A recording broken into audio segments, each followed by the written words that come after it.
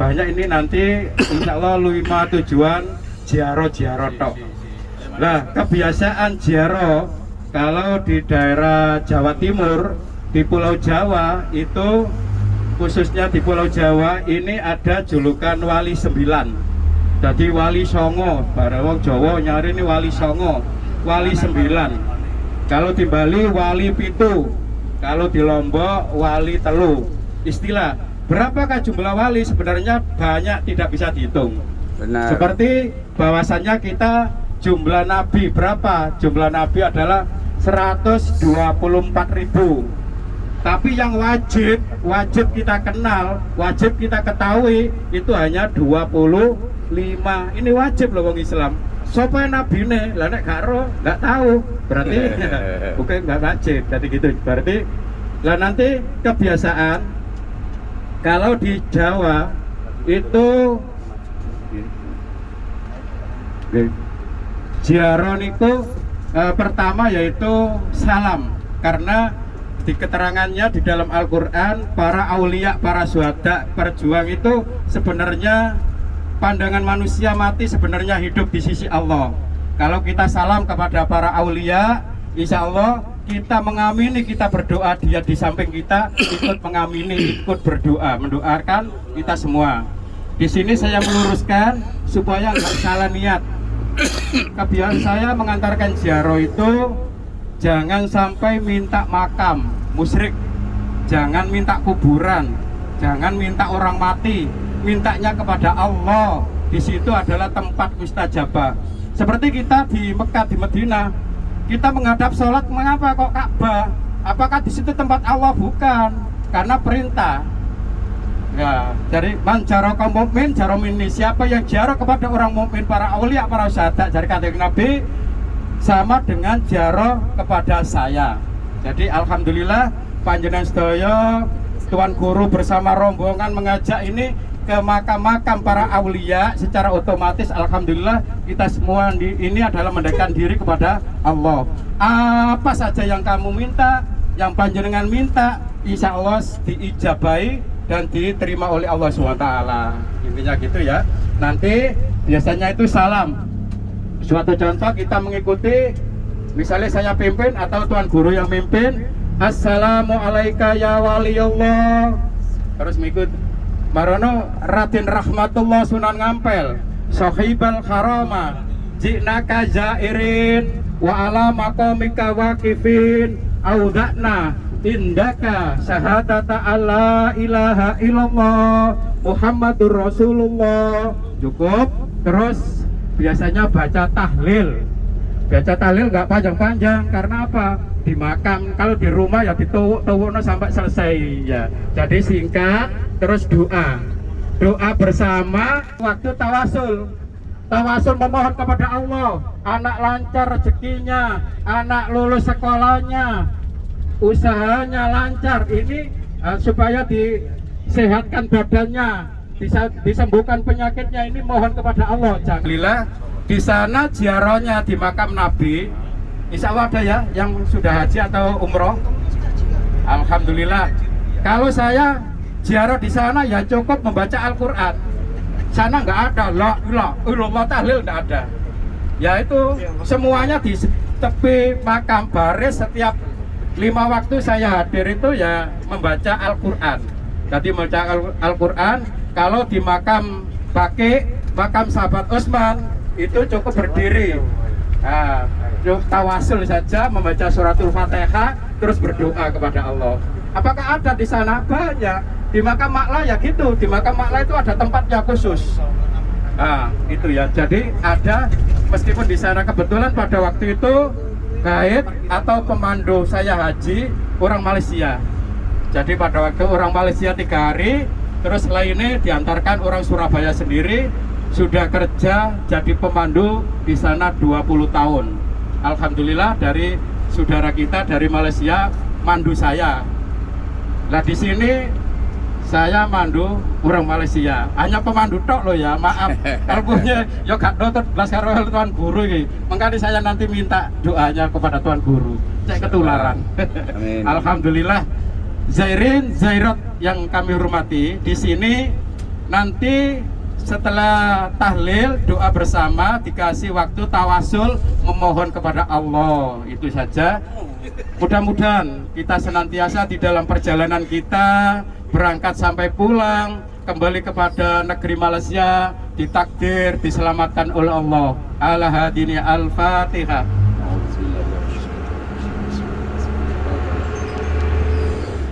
Alhamdulillah. Di sini kemarin itu masalah bab sholat, ada yang tanya sholat jamak takhir ini asar apa dur. Nah ini masalah khilafiyah, tergantung dari guru jenengan. Bukan berarti guru jenengan salah, ndak. Jadi apa yang dari guru itu sudah benar, apa yang diajarkan akidah ini sudah benar. Kalau di sini saya dari guru saya jamak takdim, misalnya seperti kemarin asar dengan dur, asarnya ditaruh sama dur, berarti yang punya waktu didulukan. Berarti dur 2 rakaat dilajengkan, diteruskan oleh asar 2 rakaat. Kalau jamak takhir ini dibebaskan, boleh asar dulu, boleh dur dulu. Nah kemarin saya ucapkan gimana dasarnya, sampai buka cek cek cek cek.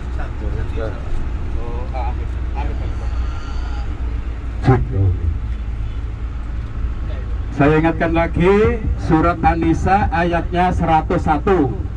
A'udzubillahi minasyaitonirrajim wa arfi falaisa alaikum junatu antasuru minas shalah.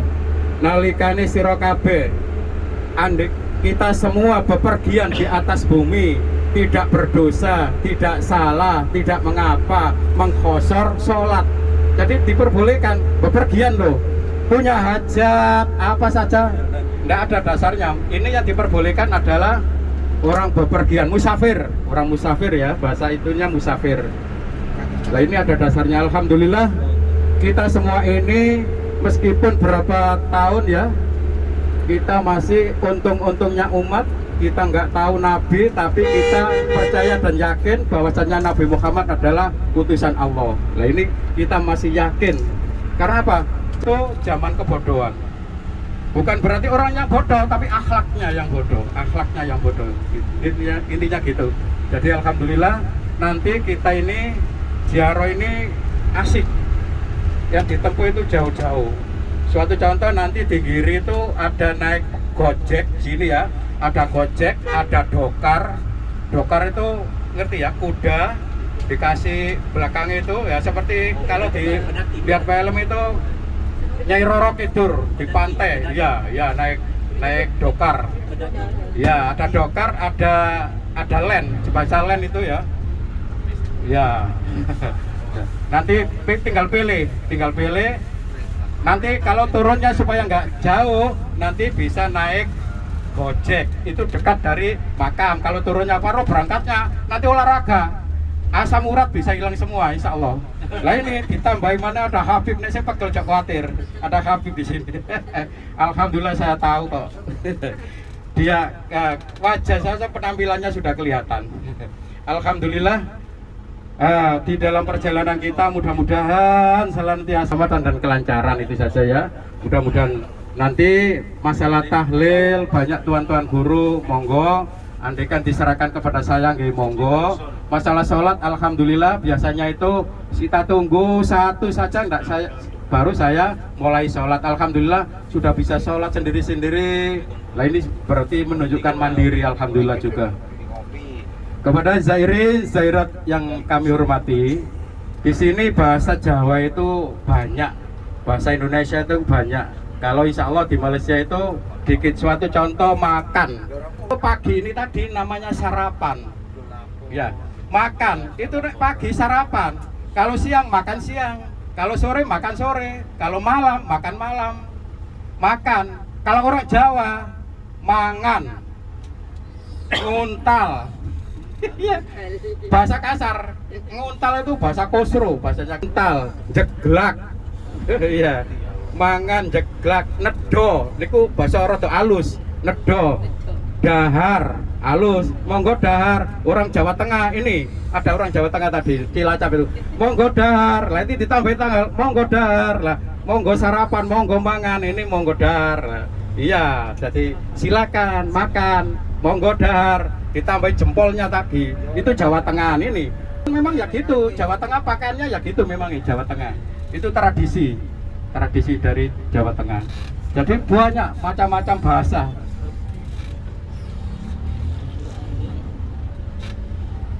Ya, sebentar lagi sudah nyampe kok, nggak jauh. Sunan Ngampel. Nah ini sedikit daripada cerita. Sunan Ngampel ini dijuluki wali tua, wali tertua. Padahal bukan. Nanti Ibrahim itu lebih tua.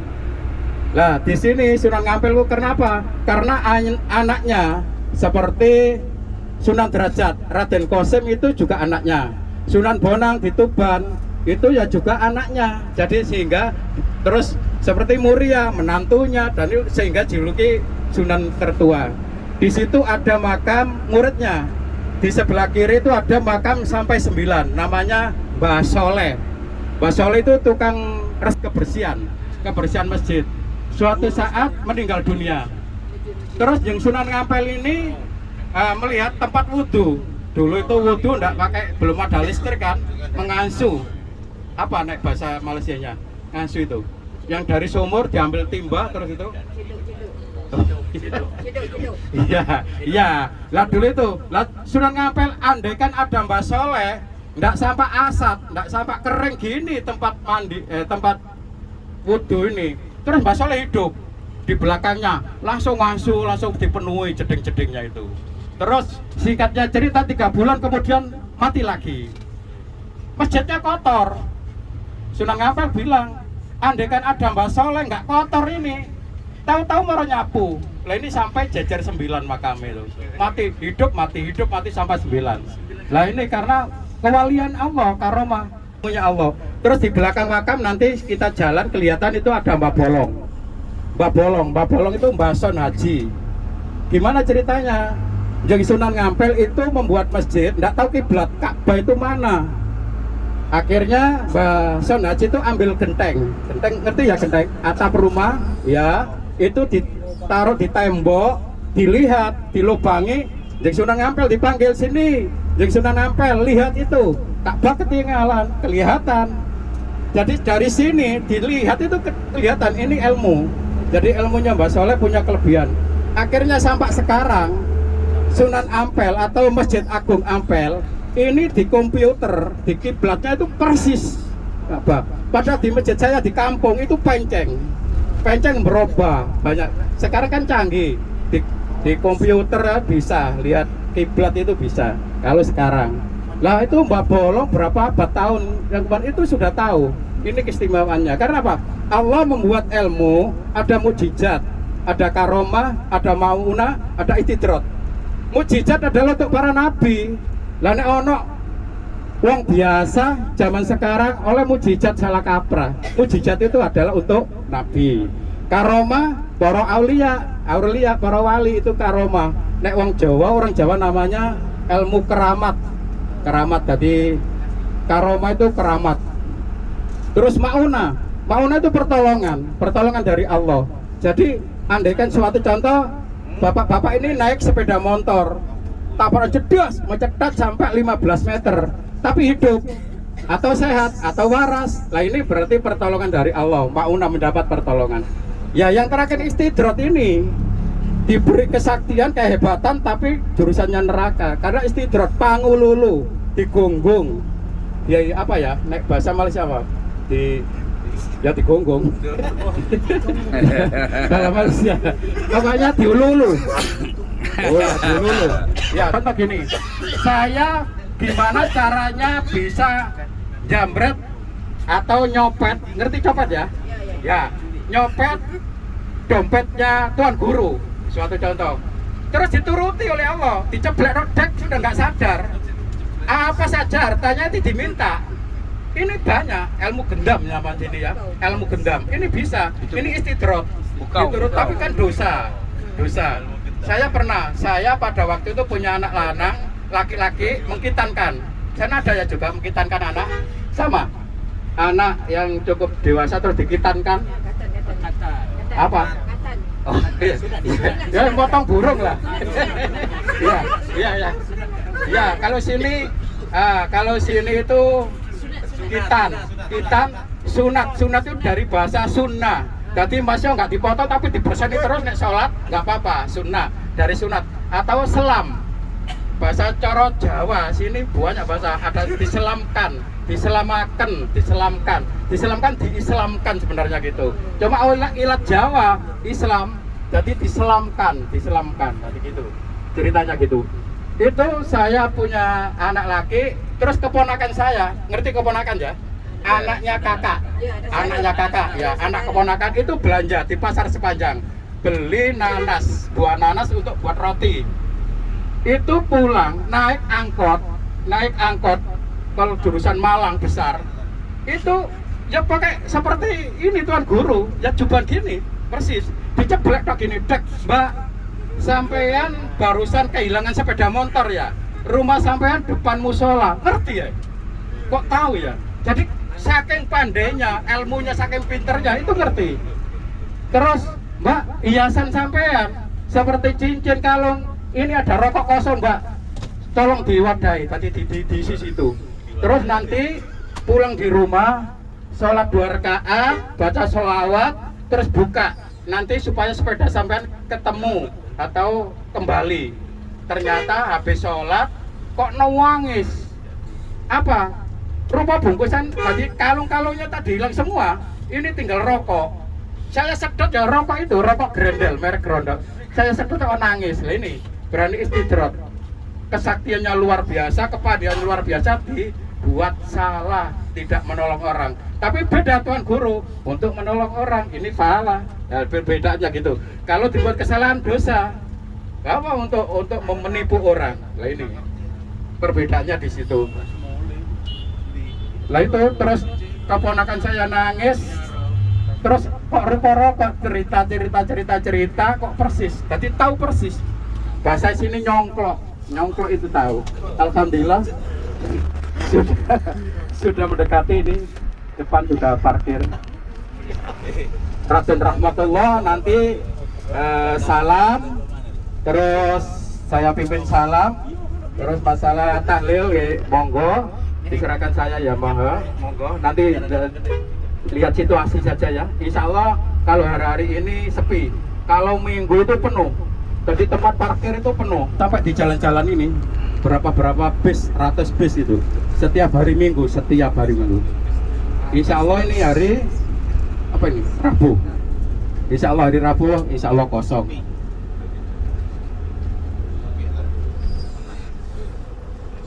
Oh kosong, ini hanya berapa bis ya? Kalau biasanya penuh sampai sini parkirnya sini.